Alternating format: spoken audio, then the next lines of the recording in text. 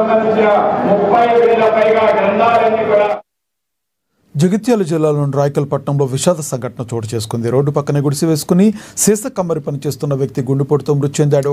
ఆర్థిక పరిస్థితి బాగోలేని కారణంగా రోడ్డు పక్కనే గుడిసె నిర్మించుకుని దానిలో ఇనుప వస్తువులను తయారు చేసే జాంగీర్ గుండెపోటుతో మరణించడం వలన తన కుటుంబం రోడ్డున పడింది. కనీసం అంత్యక్రియలు చేయడానికి కూడా డబ్బులు లేక ఎవరిని అడగాలో తెలియక తండ్రి మృతదేహం ముందు వారి కుటుంబ సభ్యులు రోధిస్తున్నారు. స్థానికంగా ఉన్న ప్రజలు ఎవరైనా దాతల ముందుకు రావాలని కోరారు. మృతుడు జాంగీర్కు అనారోగ్యం ఉన్న భార్య, 2 కూతుళ్లు, ఒక కుమారు ఉండగా గత సంవత్సరం ఎదిగిన కొడుకు ప్రమాదవశాత్తు మరణించాడు. సంజయ్ కుమార్ సార్కి నమస్కారం. తెలియజేయండి ఏమనగా సంవత్సరం క్రితం వీళ్ళ కొడుకు చనిపోయాడు. ఇప్పుడు ఇతను హార్ట్తోని చనిపోయాడు. అయితే వీళ్ళిద్దరు ఆడపిల్లలు ఆర్థిక సాయం అందించాలి. వీళ్ళ పేద కుటుంబం బాగా. సంజయ్ కుమార్ సార్కి నమస్కారం. తెలియజేయండి ఏమనగా సంవత్సరం క్రితం వీళ్ళ కొడుకు చనిపోయాడు. ఇవి బులెటిన్ అప్డేట్స్.